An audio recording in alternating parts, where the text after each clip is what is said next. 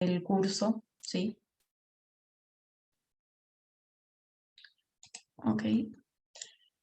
Eso es un poquito, esos son Tienen los cambios que vamos a tener. preguntas, entienden un poco. Sí. Es simplemente para ustedes, en realidad, grupo nocturno no hay ningún cambio. Es Mm. básicamente que en el día miércoles va a haber menos grupos, dado que quedamos Vanessa y yo para el resto del semestre, básicamente. Igual estamos por mail, por Eva, y obviamente ya saben que nos pueden contactar como puedan a través de la plataforma.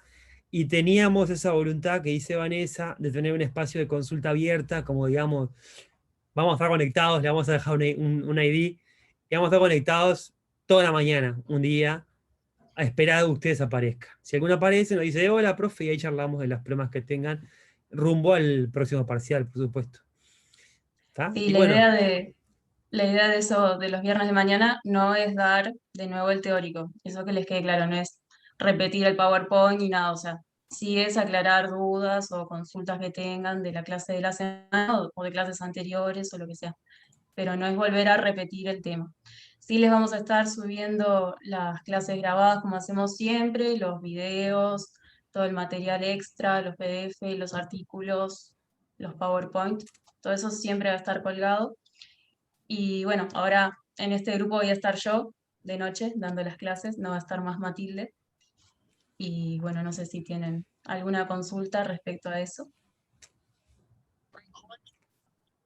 ¿cómo le fue en el parcial? Eso también, sí. Bien, Bien. Estuvieron bien, sí, ya estuvimos viendo con Vanessa los datos y estuvieron bien.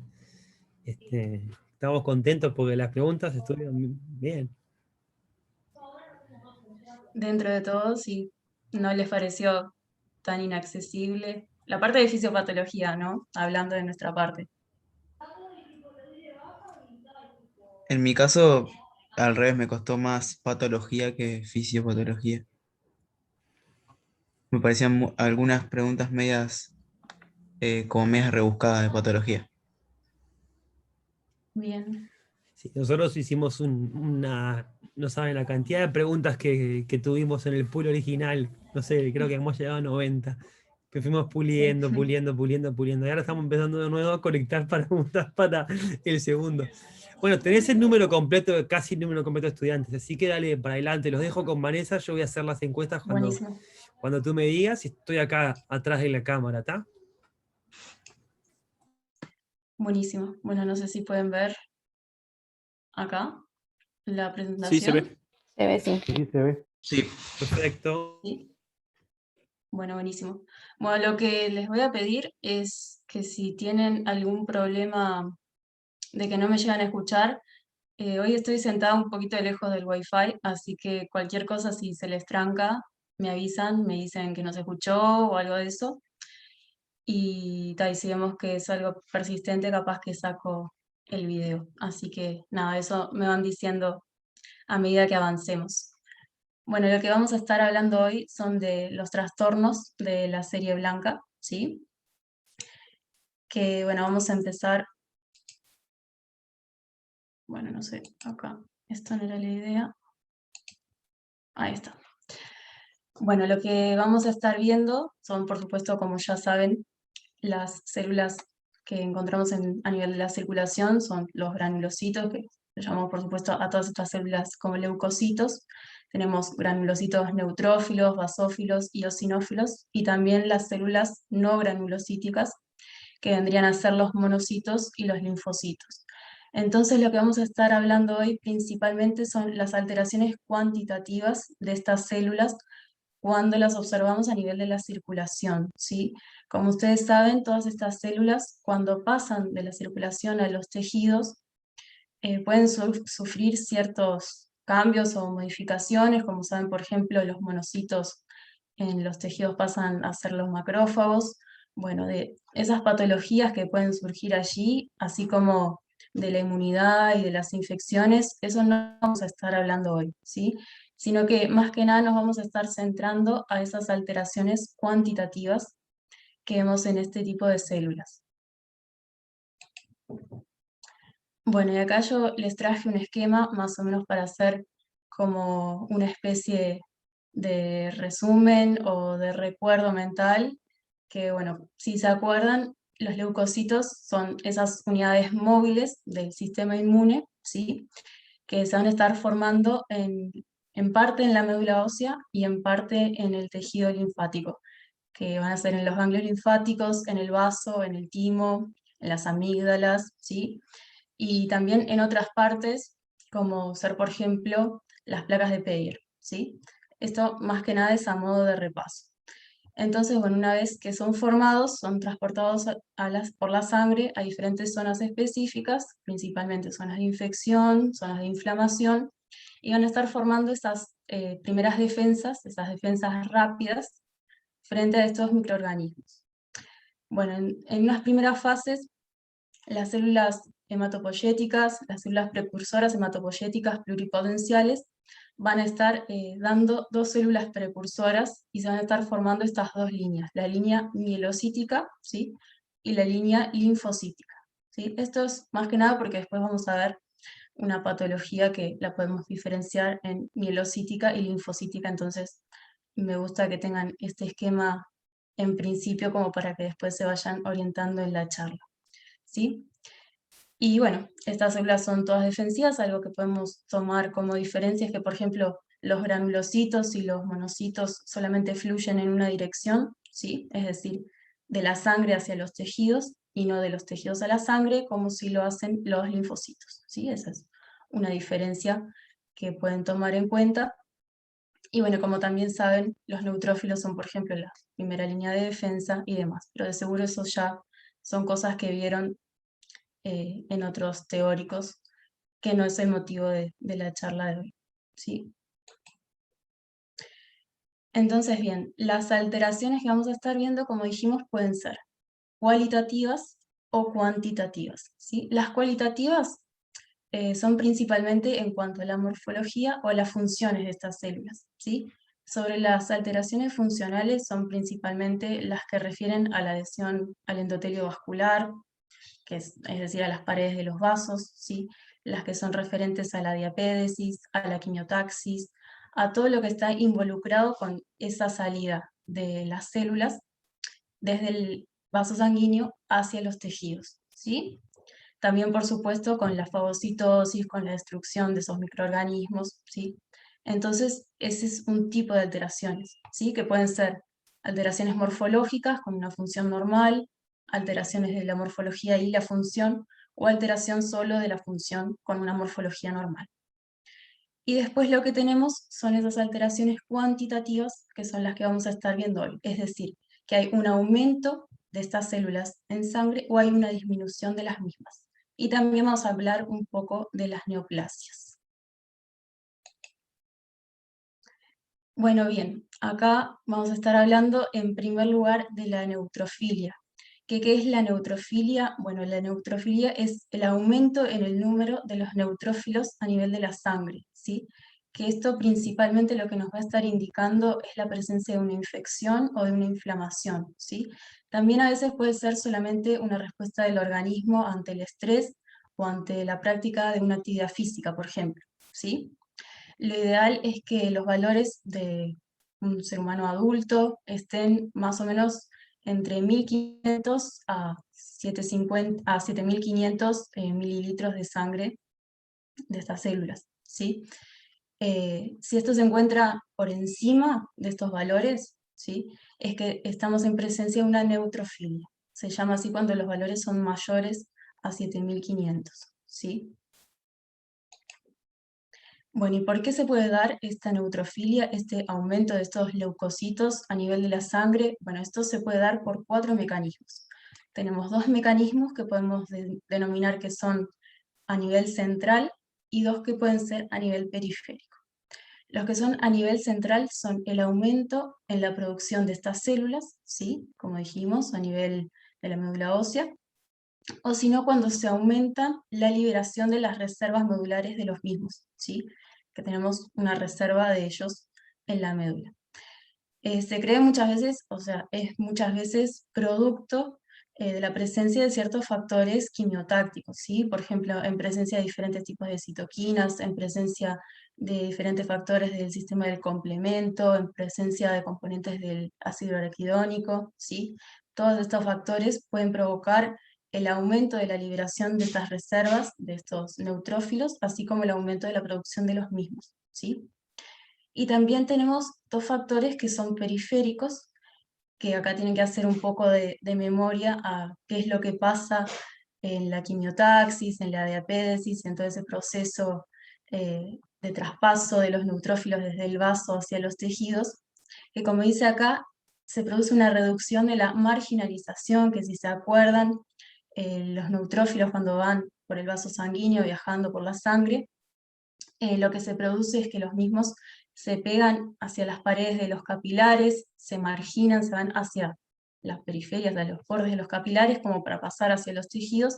Y bueno, en este caso, cuando hay una neutrofilia, se puede observar que hay una reducción de esto. Hay más circulación y hay menos adhesión, menos marginación de los mismos en los capilares. Y también, como decimos aquí, hay una reducción también del paso de los mismos desde la sangre a los tejidos, ¿sí? Así que pueden deberse a estos 4 mecanismos fisiopatológicos. Bueno, estas neutrofilias pueden ser primarias, que corresponden principalmente a cuadros hereditarios o idiopáticos, que son las menos frecuentes, y después tenemos las secundarias, que son las más frecuentes, que como ya dijimos, pueden ser provocadas por bacterias gram positivas o gram negativas, ¿sí? Siempre en el aumento de los neutrófilos es lo más común que pensemos que es un cuadro infeccioso o inflamatorio, ¿sí? Y como sabemos que los neutrófilos son las primeras células de respuesta ante una infección o una inflamación, siempre también vamos a pensar que es ante un proceso agudo, ¿sí? Que está aumentado. Bueno, después tenemos lo que es la neutropenia, que vendría a ser lo opuesto, ¿sí? Vimos que los valores, por así decirlo, normales de un ser humano adulto son entre 1500 a 7500, ¿sí? De neutrófilos en sangre. Bueno, cuando disminuye ese valor por debajo de los 1500, estamos ante la presencia de una neutropenia.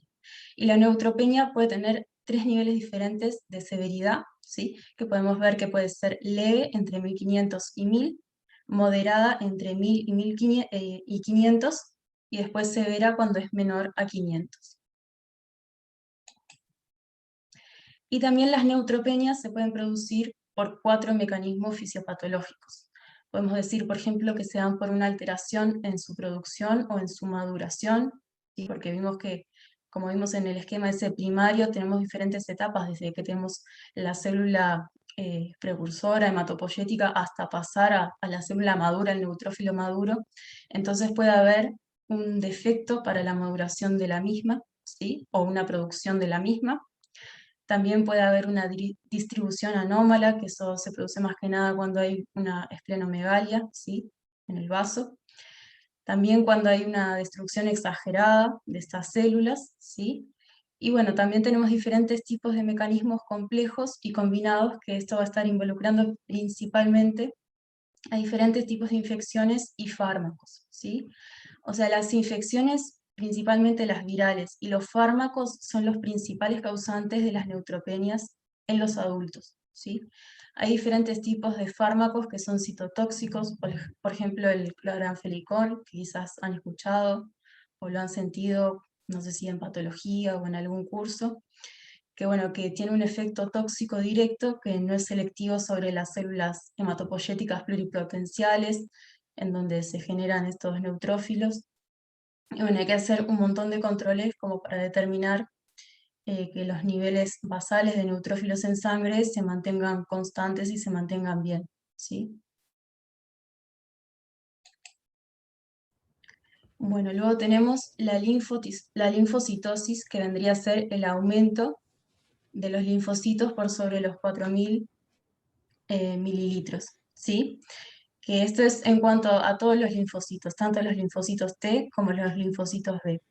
Y puede ser de causa infecciosa, ¿sí? así como también la causa infecciosa la más común es la bacteriana, como venimos diciendo, ¿sí?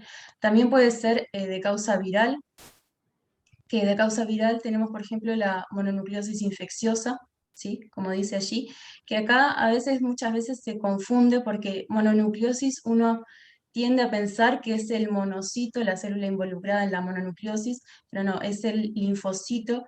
Pero ¿qué pasa? El linfocito pasa a tener una tipía celular, ¿sí? Y pasa a tener una conformación y un gran parecido a los monocitos. Entonces, ahí se viene a confundir un poco el término y tenemos que tener un poco de cuidado cuando hablamos de la mononucleosis. Después igual vamos a estar hablando un poco más adelante de esta patología, ¿sí? Y después, por ejemplo, también puede ser una causa parasitaria como la toxoplasmosis, ¿sí? El aumento de esta cantidad de linfocitos. Bueno, luego tenemos la monocitosis, que como dice allí, es el aumento de la cantidad de monocitos también en sangre. También repitiendo un poco lo mismo, que aparece más que nada en procesos infecciosos, pero a diferencia de lo que hablábamos con los neutrófilos, aparece más que nada en fases subagudas o crónicas, ¿sí? Con los monocitos. Bueno, la eosinofilia es el aumento de los eosinófilos en sangre, también acá lo vemos a 500 mililitros, un aumento mayor a ellos, y en estos casos se da más que nada también cuando estamos en presencia a reacciones alérgicas, al asma, a diferentes casos de hipersensibilidad, ¿sí? Y la diferencia con las otras es que no se da tanto ante la presencia de bacterias o virus, ¿sí? Esto es más que nada para que tengan una idea de la comparativa entre una y otra, ¿sí? La basofilia, por su parte, es el aumento, creo que ahí me fui, el aumento por encima de los 100 mililitros, ¿sí? Bien, Y vas bien. también se da, que, Bruno, No, no, que perdón, no vas bien, que no te fuiste a ningún. está. Que se da también ante hipersensibilidad a fármacos o alimentos principalmente, ¿sí? Esto más que nada es a modo informativo y para que tengan una idea de los valores. Yo creo que hay alguno, creo que es el de la siguiente, de la linfocitopenia, perdón. No, el de la monocitopenia, que creo que está mal el valor en las diapositivas, pero bueno, después lo miramos. En las diapositivas que cargamos, en esta está bien, que es menor a 500 mililitros, ¿sí? Que es una reducción de la cantidad de monocitos en sangre, ¿sí? Que bueno, la causa más frecuente, como decimos acá, es principalmente los hongos, al contrario de los virus, ¿sí? Acá es más que nada, hacemos como un resumen de estas. Bueno, la linfocitopenia también es la disminución de estos linfocitos en sangre por debajo de los 1500 mililitros. También, como venimos diciendo, un poco de lo mismo, por una alteración en su producción o en su maduración, y que puede estar muy influenciada ante la presencia de diferentes tipos de fármacos, ¿sí? También puede haber una destrucción exagerada de los mismos, ¿sí? Diferentes tipos de enfermedades sistémicas las pueden estar provocando, también la causa de las infecciones, la causa de las infecciones virales, ¿sí? Una cosa bien fácil para que recuerden y que es importante para las preguntas, los parciales, cuando están apurados y se van a marear, es que penia es, en latín es descenso o pobreza o deficiencia. Entonces todas las peñas son disminución en el número. Y las subidas tienen diferentes nombres dependiendo de qué, si es una itis o, bueno, las otras. O una tosis o Claro, una entonces quédense tiria. con que exacto, quédense con la idea que peña siempre es una reducción en el número. Entonces cuando las preguntas les suenen un poco más confusas, piensen eso.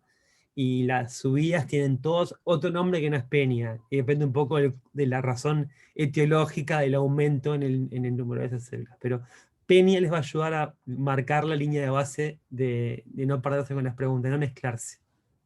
Exactamente, exactamente, sí, es la idea, porque vieron que todos más o menos tienen diferencias unos de otros y están más relacionados con las alergias, están más relacionados con la micosis, con los virus y demás, y los niveles basales, pero bueno, básicamente es el aumento o la disminución de los diferentes tipos celulares a nivel de la sangre, ¿sí? Bueno, ahora sí me pasé. Bueno, y acá tenemos este esquema que lo armó un docente de la cátedra, que bueno, era más que nada para determinar un poco este tipo de alteraciones que se producen a nivel de estas células, y bueno, él quiso explicar aquí que el quimiotaxismo se ve alterado en cierta forma, que es esa incapacidad de respuesta a diferentes tipos de estímulos adquiridos, ¿sí? Que bueno, cuando hay mediadores inflamatorios, se puede llamar a la producción del exceso de leucocitos para que vayan a la zona de infección, a la zona de inflamación, pero bueno, acá en este caso se produce una falla de eso. También se puede observar un defecto en la formación de diferentes tipos de sustancias químicas, o puede haber sustancias que inhiben el quimiotaxismo, ¿sí? También en la fagocitosis se pueden producir diferentes tipos de defectos celulares, y en la opsonización, que es ese marcaje de la célula que va a ser destruida. Y también pueden haber defectos o fallas a nivel de la capacidad bactericida, en ese déficit de producción de agua oxigenada, o a nivel de diferentes trastornos enzimáticos. Bueno, me fui para atrás ahí está. Bueno, ahora vamos a estar hablando un poco de las leucemias, que, bueno, como ustedes saben, son un grupo de enfermedades malignas de la médula ósea, que van a estar produciendo una proliferación anormal de leucocitos, ¿sí? A nivel de la médula. Y bueno, y como veníamos hablando, si se acuerdan de ese esquemita primario, vamos a tener leucemias linfocíticas, que se deben a la producción de células linfoides anormales, que esto habitualmente comienza en un ganglio linfático u otro tejido linfático que se va a extender a otras zonas a nivel del cuerpo. Y el segundo tipo de leucemia es la leucemia mieloide, que comienza con la producción de células mielógenas a nivel de la médula ósea, y después, bueno, se extiende también por todo el cuerpo, de manera que los leucocitos se producen en muchos tejidos extramedulares, los ganglios linfáticos, en el vaso, en el hígado y demás, ¿sí? Lo habitual es que cuanto más indiferenciada sea esta célula, más aguda sea la leucemia, ¿sí? Lo que suele provocar que en unos pocos meses, si no se lleva un tratamiento adecuado, la persona termina por fallecer, ¿sí? Con células más diferenciadas, el proceso tiende a ser un poco más crónico y da una mejor sobrevida a los pacientes, ¿sí? Ahí hay un Entonces, comentario de Vanessa, es que el tema de la diferenciación, que yo sé que lo dan en patología 2, nosotros lo damos. Bueno, tú y yo en particular todavía no lo dimos, nos toca este semestre próximo. Es que en la medida que las células salen de la médula, de su lugar de fabricación, se van especializando o funcionalizando. Entonces, el hecho de cuán especializadas o cuán funcionalizadas estén significa si llegaron en su proceso de maduración a formar, por ejemplo, neutrófilos o monocitos, o si es una célula que está en proceso de diferenciación. Y eso tiene que ver, que es súper interesante desde el punto de vista molecular, tiene que ver con que en realidad las células del sistema inmune, en la medida que se van diferenciando y se van especializando, también tienen un montón de cambios en su estructura, que genes expresan en su ADN, pierden la capacidad de expresar determinados genes porque editan su genoma, y eso hace que no haya vuelta atrás. Las células más cercanas a la raíz de ese tronco evolutivo de las células del sistema inmune tienen mucha más potencialidad de dar casi cualquier tipo de célula del sistema inmune, del sistema serie blanca en particular, y eso las hace mucho más peligrosas, porque tienen su capacidad de proliferar más inalterada. A su vez son naif desde el punto de vista de los anticuerpos que han generado, o de las epítopes que han reconocido. Eso que es muy interesante, tal cual dice Vanessa, cuanto más basales, más problemáticas. exacto, y aparte también, cuanto más indiferenciada la célula, pierde muchísimo más su funcionalidad, o sea, deja de proteger totalmente al organismo. O sea, todas estas células que estamos hablando, acuérdense que son la base de nuestro sistema inmune contra nuestras defensas, contra cualquier tipo de patógeno, incluso contra bueno, nuestra flora normal de nuestro organismo. Entonces, cuanto más indiferenciada la célula, menor va a ser su funcionalidad, ¿sí? Y bueno, todos estos tipos de neoplasias linfoideas que tenemos, por supuesto que tienen su diagnóstico clínico o su sospecha clínica, pero para hacer un diagnóstico certero se tiene que hacer, por supuesto, que un estudio histopatológico, ¿sí? Y también muchas veces a nivel molecular, que después vamos a hablar algo, pero a modo nada más que informativo para que lo sepan, no para que lo aprendan o lo memoricen ni nada por el estilo. Y bueno, estas neoplasias linfoides, el 85-90% de ellas, de las más comunes, son las que se originan de los linfocitos B, ¿sí? Como para que lo sepan también. Y bueno, vamos a empezar a hablar un poquito de cada una. Bueno, acá también les dejé otro esquema. Este creo que es del Robbins. Después pueden profundizar, por supuesto, en los libros. Los esquemas creo que son del Robbins y, y del Guyton, ¿sí? Acá como para que tengan una idea, vieron que dice leucemias, linfomas, de linfoblásticos, de los precursores B, de los precursores T, ¿sí? Tenemos linfoma de Burkitt, el linfoma de Hodgkin, ¿sí? Vamos a hablar un poquito de los principales, no de todos ellos, porque por supuesto que el tema es súper interesante, pero súper extenso, y tampoco es la idea de que salgan médicos patólogos de este curso.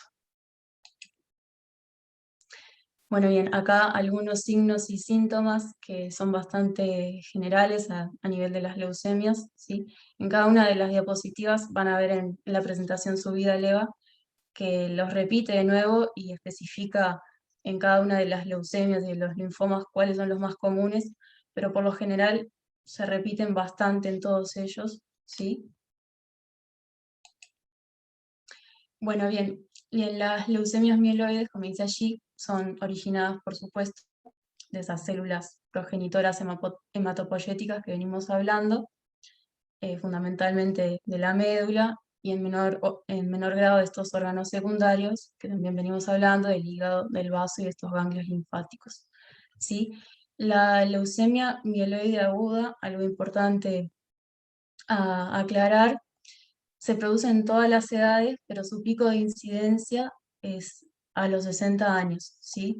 Que es algo a diferenciar de las que vamos a ver después, ¿sí? Como para que lo tengan en cuenta. Y bueno, también después vamos a estar hablando un poquito algo de la leucemia mieloide crónica, pero como para que lo tengan en cuenta esa diferencia en los rangos etarios, porque muchas veces estas características clínicas que ustedes de seguro en patologías es más que nada donde las van a estar diferenciando o a estar considerándolas, son importantes de ver y son importantes de diferenciar unos de otros, ¿sí? No es lo mismo tener un cuadro agudo que uno crónico. Bueno, acá volvimos con lo que estábamos hablando, ¿sí? De la mononucleosis infecciosa, que la mononucleosis infecciosa, como dijimos, es a partir de esos linfocitos, no se confundan que no es a partir de los monocitos. Y la forma que vamos a ver principalmente nosotros en odontología es la forma faríngea, la que siempre comúnmente relacionamos con el virus de Epstein-Barr, ¿sí? Como podemos ver acá en la foto, con esta imagen de estas amígdalas así bien enrojecidas, bien de mayor tamaño, ¿sí? Un aumento de tamaño. Y estas características y este tipo de patologías, bueno, capaz que la han escuchado comúnmente de más chicos, se la denomina, por ejemplo, la enfermedad del beso, es una enfermedad común de la adolescencia, de los 15, 16 años, ¿sí? Que se transmite generalmente por ese contacto cutáneo mucoso, por esa transmisión del virus, y bueno, se presenta clínicamente de esta forma, ¿sí? Y no es más que esa linfocitosis inducida ante este agente infeccioso, ¿sí? No sé, Bruno, si vos querés hablar algo más de esta mononucleosis infecciosa. ¿A cuánta gente le han sacado las amígdalas? A mí por suerte no, pero estuvieron a punto. En una época, Sí, de bueno. hecho, se hacía en familia, era una cosa, una tradición medio rara. Había los médicos decían, bueno, tráiganme todos los nenes. Así los superaban todos juntos. Sí, no, sigue siendo un tejido de función no del todo clara, pero sí vinculada a la respuesta inmune y no se saca más en la medida posible. Y el Epstein-Barr virus, no, nada en particular. Podemos después hablar un poco más del virus, ese es muy interesante, pero no ahora para no perder. Ahí está.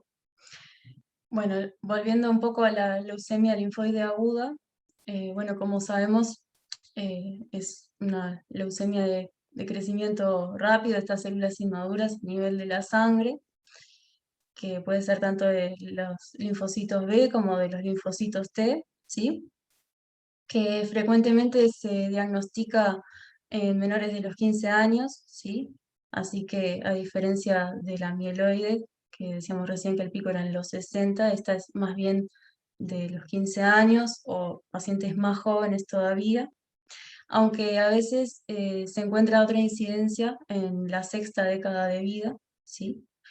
Bueno, como pueden ver acá, las características clínicas son similares a las que mencionábamos al principio, de esa palidez, esas petequias, esa fiebre, los pacientes pueden presentar esa anemia, esa hepatoesplenomegalia, ¿sí? Todas esas características que se repiten en los pacientes y a veces nos da un poco de confusión entre si es un tipo de leucemia, un tipo de linfoma o no, ¿sí?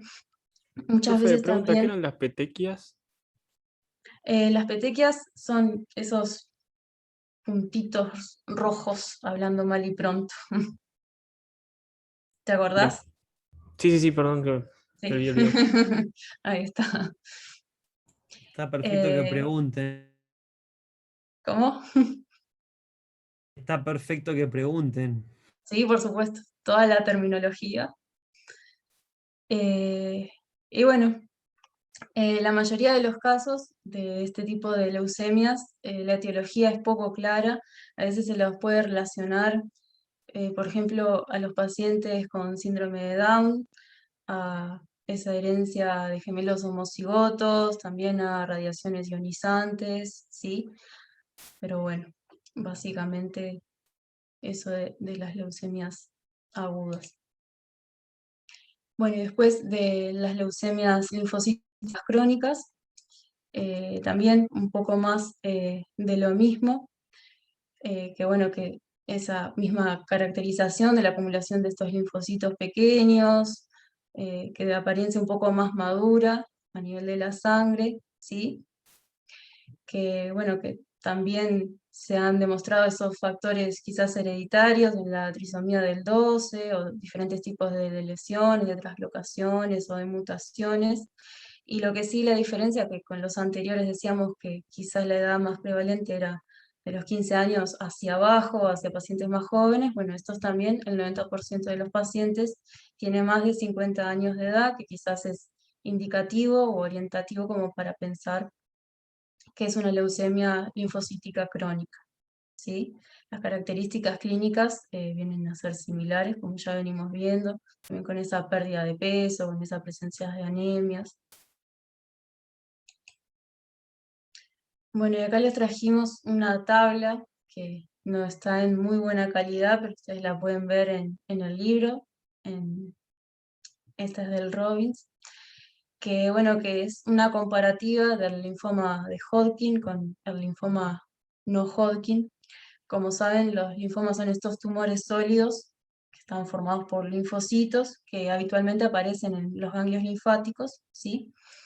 A veces, bueno, o sea, puede Capaz ser que difícil. antes de seguir, para hacer bien la diferenciación, es la leucemia que mencionaba previamente Vanessa, se diferencia fundamentalmente del linfoma. En esa es la característica de la leucemia, es bueno, cáncer líquido, digamos, de alguna manera, es un cáncer diseminado. Tiene, desde el punto de vista de tratamiento, completamente distinto que los linfomas, que son tumores sólidos y en general localizados. Bien importante esa diferencia, la hemioma. Ahí está, exactamente. Bueno, sí, perdón, capaz que no quedó claro eso antes, que estos sí son tumores sólidos, que sí están formados por linfocitos, que habitualmente aparecen en los ganglios linfáticos. Y bueno, también pueden afectar, por supuesto, otros órganos, como la médula ósea, pero principalmente son de los ganglios linfáticos. Y muchas veces igual puede ser difícil saber si un cáncer que sea de los linfocitos, que esté relacionado con los linfocitos, es una leucemia o es un linfoma a ciencia cierta, ¿sí? Por lo general, si al menos el 20% de la médula ósea se encuentra comprometida con linfocitos neoplásicos, ahí se considera una leucemia, ¿sí? Pero bueno, también, como decía Bruno, también tiene mucho que ver el componente de la masa sólida y de las células que se encuentran a nivel de la circulación, ¿sí?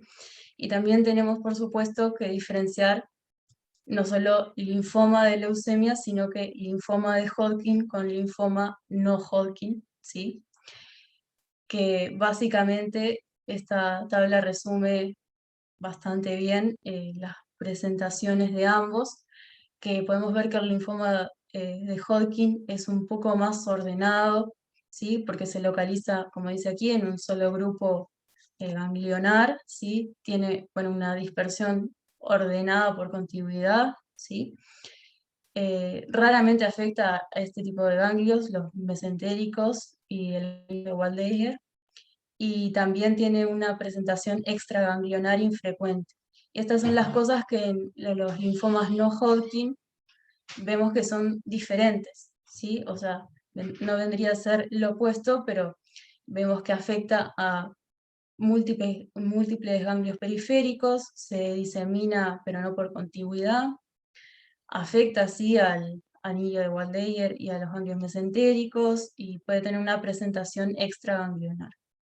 Ahora vamos a ver, acá yo les resalté un par de características que también son importantes a considerar, que es, bueno, a nivel histopatológico del linfoma de Hodgkin, lo que va a estar presentando son estas células de Reed-Steenberg, que, bueno, son células neoplásicas, que pueden ser multinucleadas generalmente, son células bastante grandes, y que lo que provocan es una liberación de ciertos factores que va a atraer a más células, ¿sí? A que estén contiguas allí en los tejidos, como linfocitos, macrófagos, leucocitos. Entonces, cuando uno hace el análisis histopatológico, eh, a nivel histopatológico ve el acúmulo de una gran cantidad de células y de estas células multinucleadas también allí ubicadas, que es algo que no se observa en el otro tipo de linfomas, ¿sí?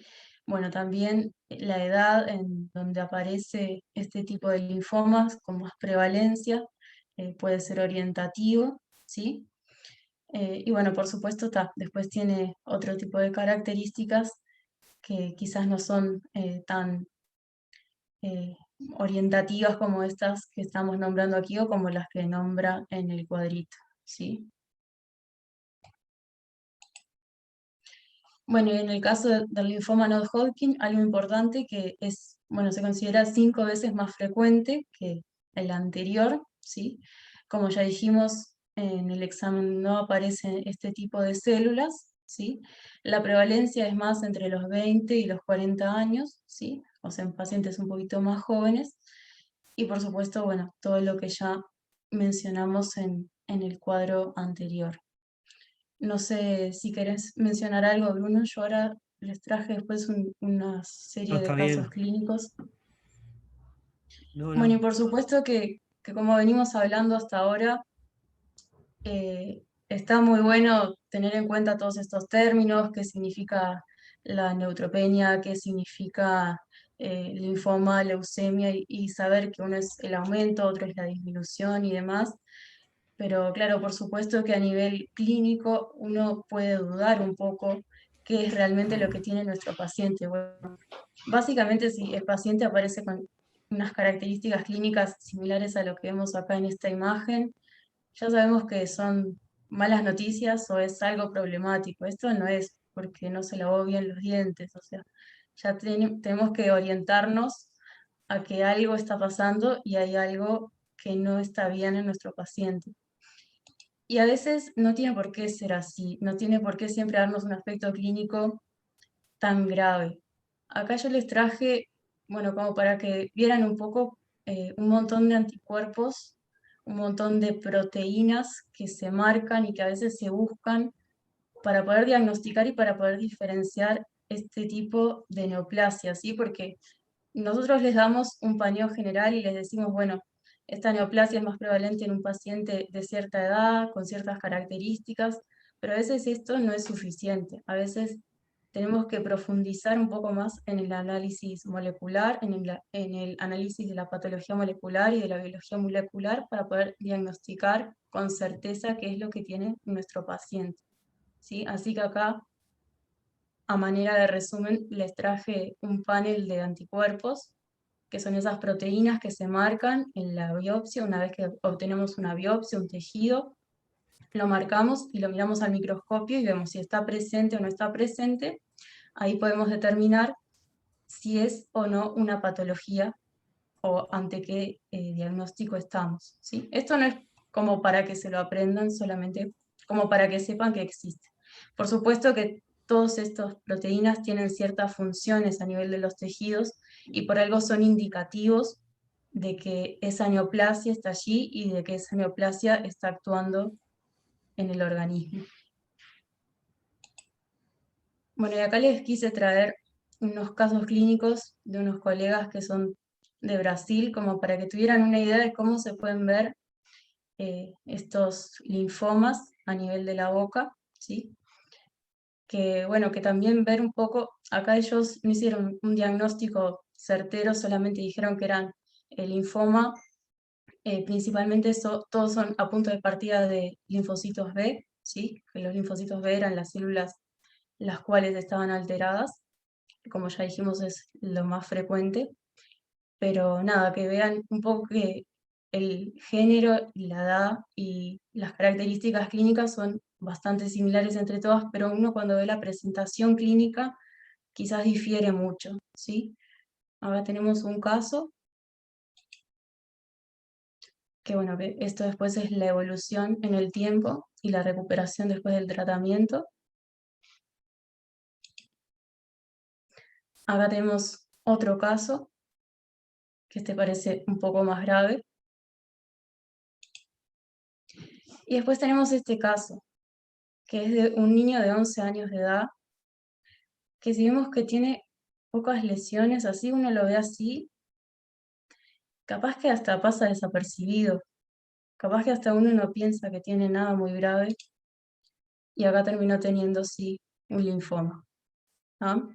Así que nada, esto más que nada para mostrarles un par de casos clínicos, dejarlos con la idea de que estas patologías es importante estudiarlas, es importante conocer un poco la fisiopatología, de dónde provienen, conocer las diferencias de base de cada una de ellas, y bueno, y también relacionarse un poco con estos términos que les decíamos al principio, de qué es el aumento, qué es la disminución de estas células en sangre, y que dan un poco de memoria de cuál es cada una, cuáles eran las características de cada una, que eso ya lo vieron en fisiología antes.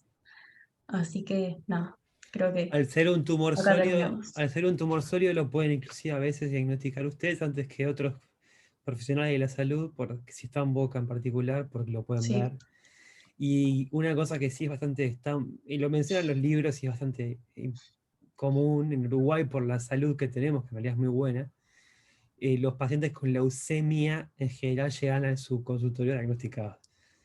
Digamos, es muy poco probable que no estén en la anamnesis, que no estén en el relato, porque por las características orgánicas de la leucemia, inclusive cosas tan sencillas como el cansancio en algunas circunstancias, terminan con un diagnóstico muy temprano. Es de las cosas que se diagnostican más rápido, o sea que es muy poco probable que suceda que no está en el relato, en la anamnesis del paciente. bueno, no sé si tienen alguna duda, alguna pregunta. No se cortó en ningún momento, ¿no? No, no se Ah, cortó. Se escuchó bien. buenísimo.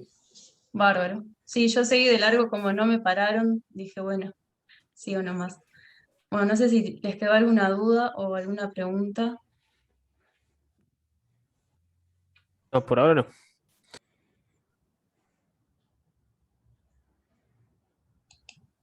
Va a haber tiempo para que consulten igual. Saben, es una curiosidad, el tema de leucemias linfoides en Uruguay se estudia mucho a nivel científico, hay grupos de investigación muy fuertes en el tema, en el Pasteur, en el Clínicas, y de hecho uno de los referentes mundiales en leucemia linfoide es un uruguayo, que se llama Guillermo Dillero, que fue el primer director del Pasteur y embajador de Uruguay en Francia durante un periodo, y es un jubilado desde hace un par de años atrás, es uno de los especialistas mundiales en leucemia, y en realidad eso ha generado que las leucemias, en particular las leucemias linfoides en Uruguay, son un tema de estudio muy activo, y se produce conocimiento científico a nivel internacional desde Uruguay, y de hecho el Congreso Mundial, el último Congreso Mundial de Leucemias Linfoides fue organizado en Uruguay, dado la relevancia que tiene Uruguay para el área de estudio a nivel mundial. De hecho, toda la gente que trabaja en el tema vino porque la densidad de científicos especializados acá es muy alta. Y no es un dato menor. No. Es decir, es uno de los lugares. De hecho, vienen pacientes de otras partes de Latinoamérica porque la mayoría de los especialistas de primer nivel en el tema, hay muchos de ellos están acá. En el sistema público de salud, de hecho.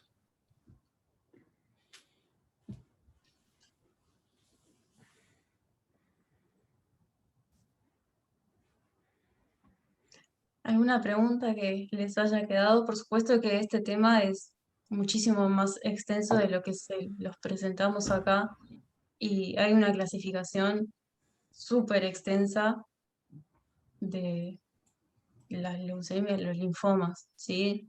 Le trajimos apenas un breve paneo de lo que No, es el tema, imposible. ¿sí? Si hay alguno muy interesado, les voy a poner en el chat un seminario que se da el día jueves a la mañana a cargo de un inmunólogo de la Facultad de Medicina, profesor grado 4 de la Facultad de Medicina, llamado Marcelo Gil, que es médico y doctor en ciencias. Da un seminario él es investigador también del Pasteur, da un seminario en la mañana del jueves, en el ciclo de seminarios, sobre el rol de los linfocitos T, en particular, en la infección en COVID, y a ustedes les puede interesar por la actualidad del tema y porque se habla mucho de linfocitos y esas cosas. Yo les copio la información, las dejo en el chat, y si a alguno le interesa y tiene tiempo, es un momento va a ser una charla muy, muy buena. Y capaz que ya repasa el tema de inmunidad, infección, se le aclaran marcadores, Allí de fue la todo un poco. información.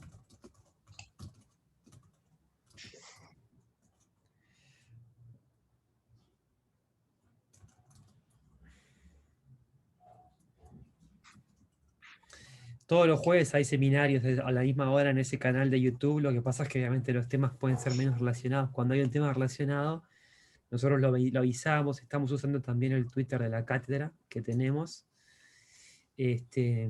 para avisar ese tipo de cosas.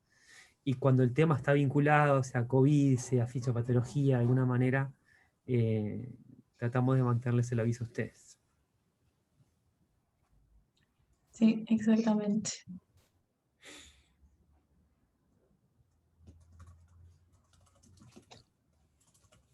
Bueno, no sé si están todos presentes. A ver, Hacemos. ¿pueden levantar la mano todos? ¿Tienen la función allí de levantar la mano? Ahí O es. poner la cámara si quieren también para ver si están vivos. Sí, Está bueno también. eso. Pero a veces en la noche es difícil. Eso como ustedes decían. Sí, es una hora. Si alguno está mirándonos mientras ¿Cómo cena o se algo de eso. encontraba la opción de levantar la mano? No me acuerdo. En Reacciones. reacción, levantar la mano. Igual ya vimos que estás presente, Pablo, así que. Pero está Yo, por igual. ejemplo, puse. Yo tampoco sé abrir. De hecho, si se aburren, pueden poner caritas virtuales. Pero esperemos que no. Yo ahí aplaudo Ahí, eso. carita.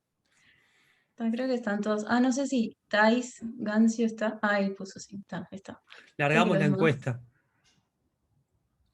Bueno, cargamos la encuesta para ver Obviamente, si les como les quedó decimos claro. siempre, esto es más que nada para ustedes y no tiene efectos negativos, sí positivos. Exactamente. Y recuérdense lo que les dijo Bruno hoy, de la palabra peña, que les va a servir mucho. En todas estas preguntas de parcial que vienen así apuradas, tienen que responder, les va a ayudar. Largamos. Exacto. ¿Qué le damos? 5 o 6 minutos. Yo les aviso cuando falte un tiempito. Ahí va. Adelante. Ah, a mí me salta también. Te salto Sos como participante, participante. capaz que sí. Soy participante. Menos yo responden todos.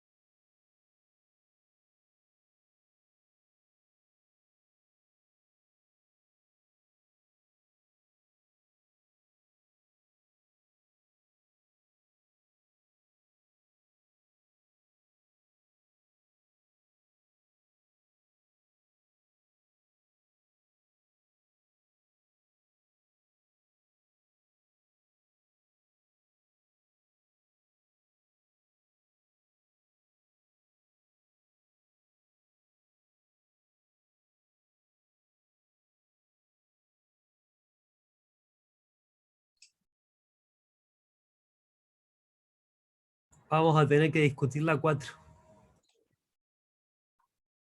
Ay, yo ya cerré. No me acuerdo cuál es la 4. A ver. Mononucleosis.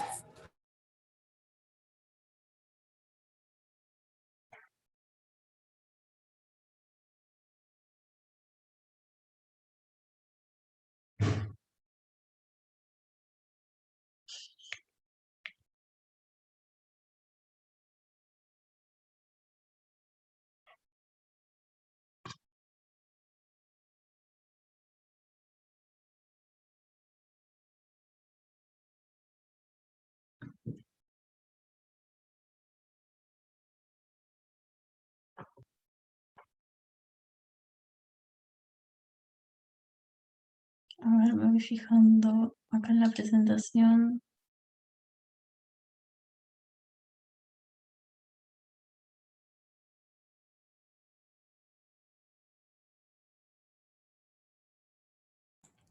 La 2 también merece una breve discusión. La leucocitosis. Te voy indicando para que te prepares.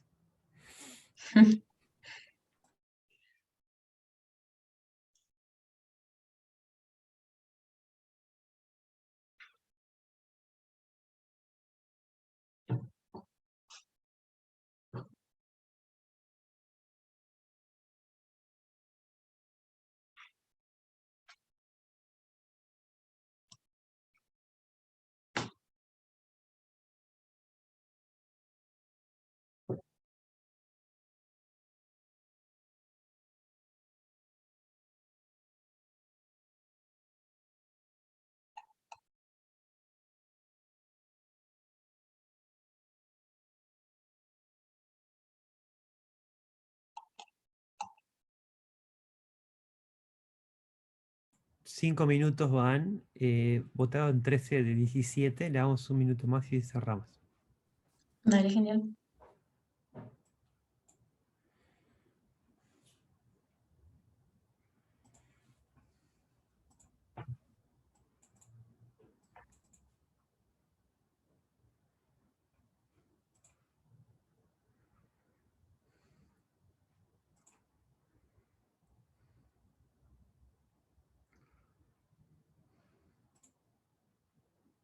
Mañana de tarde estás con Armen, Bruno, Sí, ¿sí? en las Está. 2 veces, a las 2 y a las 6. Me avisan cualquier cosa. Sí, y entre medio tengo la reunión de grupo en el Pastel. Que mañana la corrimos, tenemos una dificultad en la mañana y se corrió para la tarde, así que quedó entre 4 y 6. Bueno, estamos terminando en 5, 4, 3. Falta un voto, un voto, un voto, un voto. Se va. Se fue. Muy bien. Muy bien. Bueno, ahí comparto los resultados, a ver si lo están viendo. Ahí está. Bárbaro. Respecto a la neutrofilia. Bueno, esta era un poco con trampa.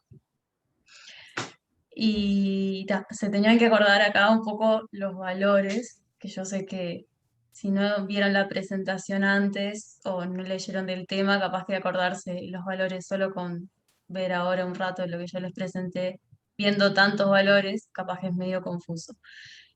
Pero en realidad la que es correcta es que los valores normales son de 1500 a 7500, esa es la correcta. En realidad, el aumento, o sea, la neutrofilia, sí es el aumento anormal de los neutrófilos, pero tiene que ser por encima de los 7500, no por encima de los 2000, ¿sí? Para los que contestaron eso.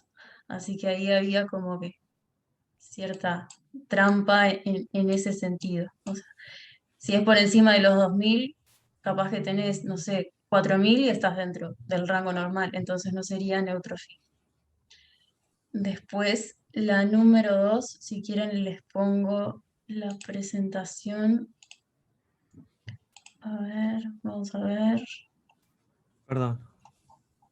¿Ven ahí? ¿Ven acá la presentación? Sí. Y yo corrí Sí, se ven. y yo corrí la encuesta para un costado, a ver si no molesta. Ahí está. Acá estamos. No, acá no. Más. Acá. Acá. La leucocitosis se puede producir por 4 mecanismos. Dijimos que estos dos primeros son a nivel central, porque es el aumento de la producción a nivel central, a nivel de la médula ósea, o el aumento de la liberación de ese reservorio de células que tiene la médula, de esa reserva que la médula guarda de células, o si no a nivel periférico, que es esa reducción de la marginalización, ¿sí? De cuando, si se acuerdan, el proceso de la diapédesis, de la quimiotaxis y demás, se acuerdan que en cierta parte los neutrófilos producen un rodamiento, una adhesión, una marginalización, ¿sí? A las paredes vasculares. Entonces, como eso se reduce, hay más neutrófilos que están viajando libres por el vaso, ¿sí? Entonces hay un aumento de los mismos. Y también hay una reducción del paso de la sangre a los tejidos. Entonces acá vemos que la correcta es el mecanismo central de aumento de producción y de liberación celular, esa vendría a ser la correcta. Mecanismo periférico de aumento de producción y liberación, no, porque ese mecanismo no es periférico, es central. El aumento de la marginación es incorrecto porque es una reducción. Y mecanismo central por reducción del paso celular a la sangre y los tejidos no, porque es un mecanismo periférico. ¿Tá? Acá hay como que un entremezclado de términos, por así decirlo, pero la correcta es la 4. Después acá la neutropenia implica una disminución del recuento de leucocitos en sangre a un nivel inferior a 1500, esa es la correcta. Y bueno, como vimos, los fármacos y las infecciones virales sí pueden producir neutropenia, ¿sí? O sea, no es poco frecuente la producción de neutropenia, sino que lo opuesto es una de las causas más frecuentes vendría a ser. Y después vamos a la diapo de mononucleosis. Vamos a esta, acá. La mononucleosis, como dijimos, la primera es la correcta, ¿sí? Los linfocitos tienen gran parecido a los monocitos, ¿sí? Por eso es que el nombre no se pueden confundir de mononucleosis, es a causa de los linfocitos, no de los monocitos. Pero bueno, esos linfocitos están alterados, entonces se parecen a los monocitos. Es medio entreverado, pero tienen que razonarlo así, ¿sí?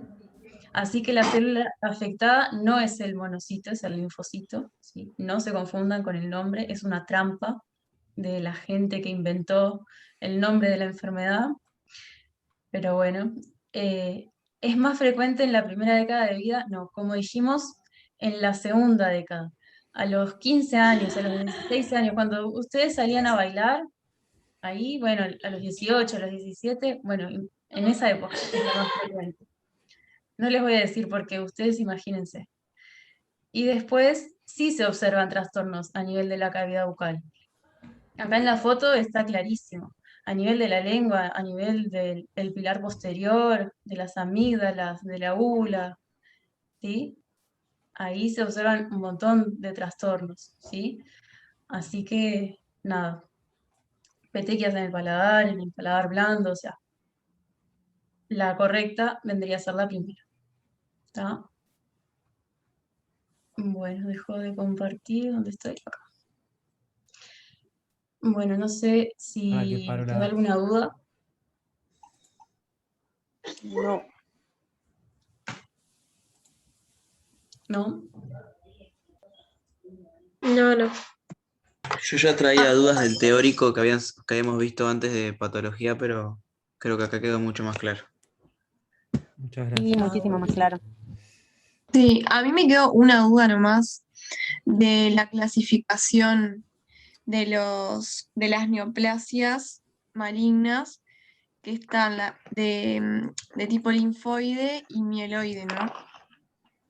Y la leucemia y el linfoma es de tipo Acá, linfoide, eso. Y de tipo mieloide es la que está acá abajo, mieloma, ¿no? acá Múltiple. tenemos leucemias mieloides, que puede ser aguda, que puede ser crónica, y que también podemos tener estos síndromes que en realidad no profundizamos en ellos, porque, o sea, en realidad, si vamos al libro y si entran a la presentación que está subida en EVA, van a ver una clasificación que es larguísima. Yo no se las puse acá porque se veía en mala calidad y la idea no era tampoco nombrar cada una, que yo se las leyera, me parece que no les aportaba nada que yo les leyera algo que lo pueden leer ustedes. Pero sepan que hay mieloides y linfoides, ¿sí? Y Acá la tenemos principal mieloides. diferencia, capaz que bien fácil para ustedes, es que en realidad en la paraclínica las amiloides tienen desreguladas todas las células de la sangre, plaquetas, glóbulos rojos, porque los mieloblastos dan origen, en realidad son precursores muy primitivos, dan origen a un montón de líneas celulares. Entonces las mieloides tienen, cuando hacen un examen de sangre, aparecen un montón de problemas más. Ahí lo puse exacto, la diapo de la parte de la izquierda. Aparecen un montón de problemas en el examen de sangre que rápidamente orientan hacia una leucemia mieloide. Son bastante menos frecuentes que las otras, pero en realidad aparecen plaquetas, aumento del número de plaquetas, a veces un aumento inclusive en el hematocrito. Y las de linfocitos en realidad son cáncer, digamos, crecimiento desregulado de la línea que da origen a los glóbulos blancos exclusivamente. Esa es la principal diferencia. Claro, por eso la idea de ponerles este esquema al principio, como para que se guiaran después en la clasificación. Bien como dice Bruno, acá les queda clarísimo, o sea, cómo da origen a tantas células, a la gravedad de la desregularización de esta línea comparada con la linfocítica.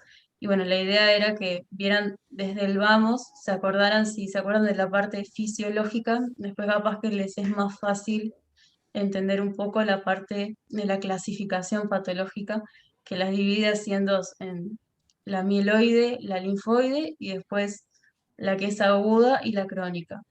Y por supuesto que hay muchas más subclasificaciones intermedias y relacionadas a síndromes, a trastornos y demás, pero la idea no era profundizar tanto en eso hoy. Acá les estoy copiando en el chat una fuente fantástica de información en español, que es el Instituto Nacional de Salud de Estados Unidos, el National Health Institute de Cáncer. Tienen las páginas traducidas al español por la comunidad latina, que es muy grande, y justamente... Perdón, disculpen.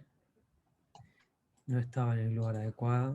Justamente la cantidad de información que hay en ese link es infinita y pueden ir cliqueando y abriendo. Y tiene unos lindos esquemas, un lugar para revisar.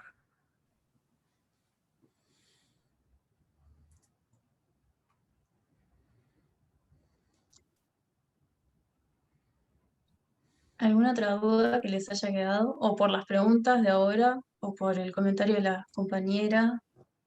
¿O, o No, algún otro? muchas gracias.